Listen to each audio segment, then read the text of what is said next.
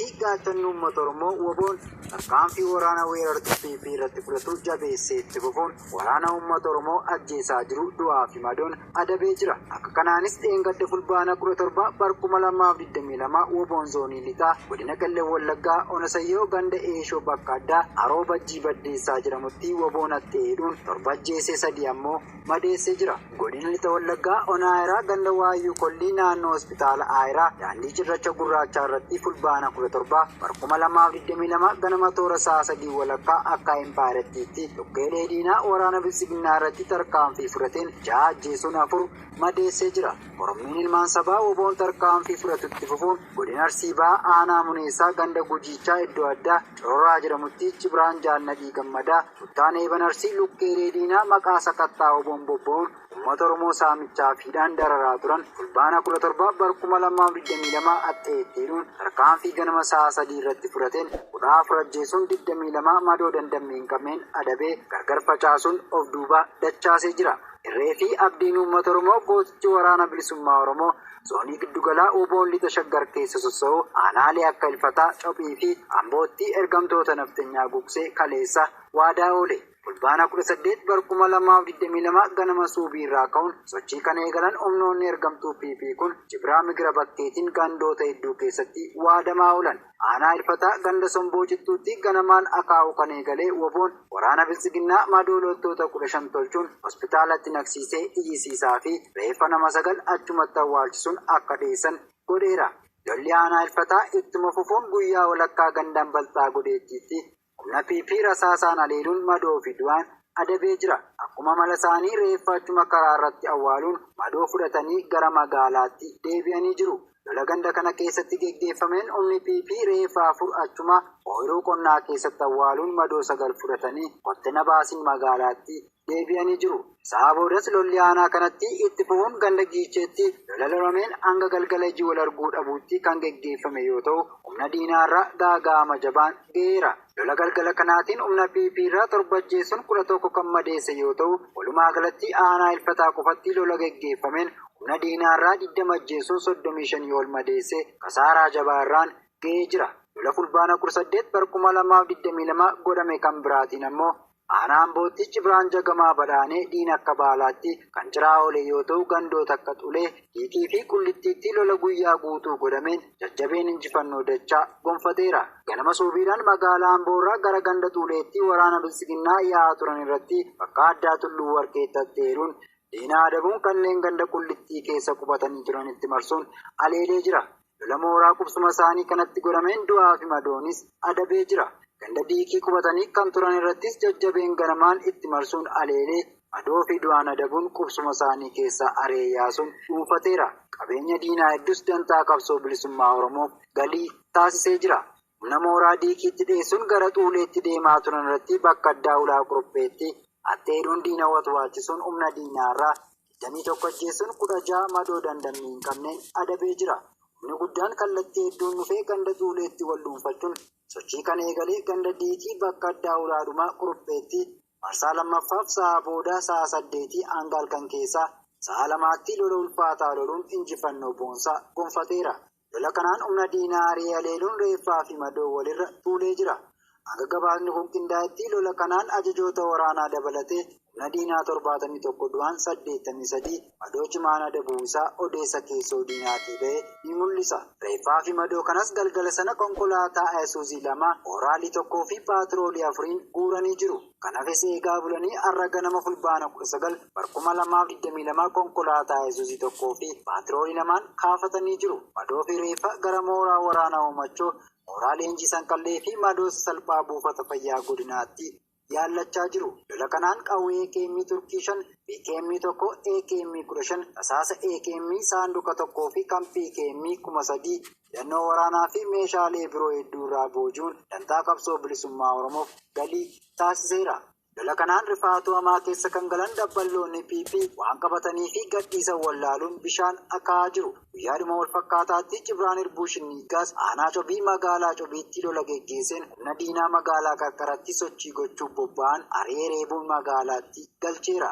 Humni diinaas sodaa cimaa keessa galuun dishqaa gamoorra kaa'uun guyyaa guutuu dhukaasaa yoo oolan waraanni isaanii boollatti namuun ofirraa eegaa turan. Lola aanaa kanatti godhameenis humni PP madoo fi du'aan adabamuu namoonni ijaan argan himanii jiru. Walumaa galatti hanga gabaasni kun qindaa'etti lola guyyaa kaleessaa jechuun fulbaana 18 bara 2022 aanaalee 3 bakka garaa garaatti guyyaa guutuu lolameen humna diinaa 112 ajjeesuun 134 madeessee meeshaalee garaa garaa dhuunfachuun dantaa qabsoo bilisummaa Oromoof galii taasiseera. Lola biraatiin jajjabeen zoonii giddugalaa kibba lixa shaggar aanaa ammayyaa ganda deeroo saalaniitti fulbaana 17 bara 2022 lola geggeesseen humna diinaa 15 ajjeesuun 13 madoo dandammii hin qabneen adabee jira.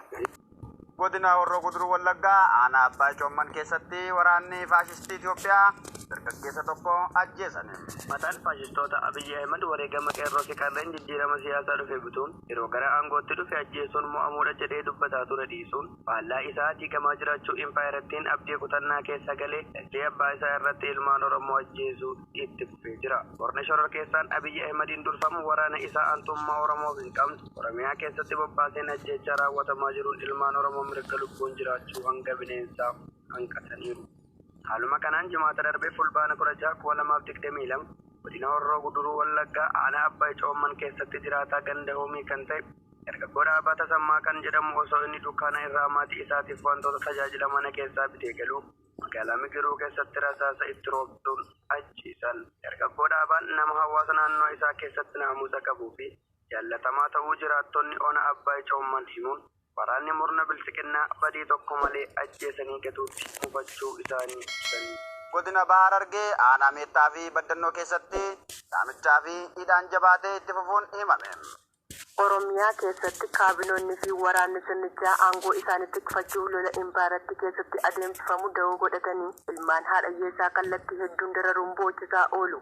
Baar Argee aanaa Meettaa magaalaa Calanqoo keessatti gaafa roobii fulbaana 14/2022 barataa yuunivarsiitii Finfinnee kan ta'e Ifa Baasaa Birshaa kan jedhamu osoo inni karaa irra deemaa jiru sababa rifeensi isaa dheeraa ta'eef jecha ati waraana bilisummaa Oromooti jechuun reebicha hamaa erga irraan ga'aniin booda waajjira poolisii magaalichaatti hidhanii jiru.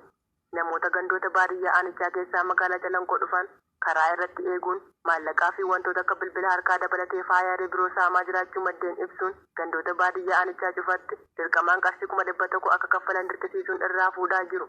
Godinuma Baar Argee aanaa Baddannoo magaalaa Baddannootti dheengadda fulbaana 17/2022 daldaltoota guutuu walgahii baasanii deeggarsa waraana bilisiqinnaa hanga isin gaafanne kennuu baannaan lubbuu keessan akka itti isin irraa fuunu beekna jechuun doorsisaa oolan. Dabalataanis poolisiin humna Oromiyaa ofiin jedhan duraan magaalaa qofa keessa turan yeroo ammaa araddoota baadiyyaa hunda keessatti namni 5 kaabinee waliin ramadamanii bobba'anii jiraachuu gabaasan achi nu qaqqabe ni addeessa. Eebuu aangoo isaa ba'achuu kan dadhabe piroojeektiin Habashootaa Abiy Ahmad waraanaa fi dabballoota isaa dantaa bubbutuun machaa'an uummata nagaa gidduutti bobbaasuun godina lixa Harargee ona Xulloo fi Doobbaa keessatti uummata irraan dararaa geessisaa jira. Ona Xulloo keessatti dheengadda fulbaana 17/2022 irraa eegaluun ona Xulloo magaalaa Hirnaa fi araddoota baadiyyaa keessatti maallaqa deeggarsa raayyaa ittisa impaayera Itoophiyaa jechuun saamichaa fi warreen hin qabnu jedhan reebanii hidhaatti darbaa jiru. Araddoota ona Xulloo keessaa araddaa Gammachiis keessatti poolisoota humna addaa milishootaa fi dabballoota ramaduun maallaqa guuraa fi maqaa waraana bilisummaa Oromootu seene jedhuun naannoo keellaa irratti milishoota ramaduun hawaasa galaa fi ba'a dorgu. Godinuma lixa Harargee ona Doobbaa keessattis rakkoon hamaan waraanaa fi dabballoota sirnichaan kan qaqqabaa jiru ta'uu maddeen ibsuun saamichaa fi reebichaan cinaatti dargaggoota umriin isaanii hin geenye maatii jalaa qabanii leenjii waraanaatti ergaa jiraachuu dabaluun addeessaniiru. Godina Gujii Lixaa fi aanaalee ollaa sanaa naannoo kibbaa irraa namoonni 15,000 ol sababa walitti bu'iinsaatiin buqqa'uun himamee jira. Sababa lola daangaa Gujii Lixaa aanaa Rooba Argudaa fi aanaalee naannoo sabootaa fi sablammoota ummatoota kibbaa gidduutti ta'aa jiru jedhameen namoonni 15,000 qe'ee irraa buqqa'uu waajjira buusaa gonofaa Rooba Argudaa beeksisee jira. Obbo Guyyee Galaanaa hojjetaan waajjira buusaa gonofaa aanaa Rooba Argudaa namoonni kun buqqa'uun sababa lola daangaa aanaa Amaaroo fi Burjii waliin gandoota daangaa irratti argaman keessatti gaggeeffamaa jiru ta'uu isaa VOA afaan Oromootiif ibsanii jiru. Buqqaatonni kunneen gama isaaniitiin gandoota daangaa 10 keessaa baqachuu himanii gargaarsi isaaniif dhiyaataa jiru murtaa'aa waan ta'eef rakkoo keessa jiraachuu dubbatu. Kana duras gaafa waxabajjii 4 bara 2022tti uummata Oromoo Gujii magaalaa bitatee gurgurachuuf bahe irratti haleedaa raawwatameen namoonni 16 fi 30 ol immoo miidhaan cimaan keessa jiraachuu jiraatota wabeeffachuudhaan gabaasuun keenya ni yaadatama.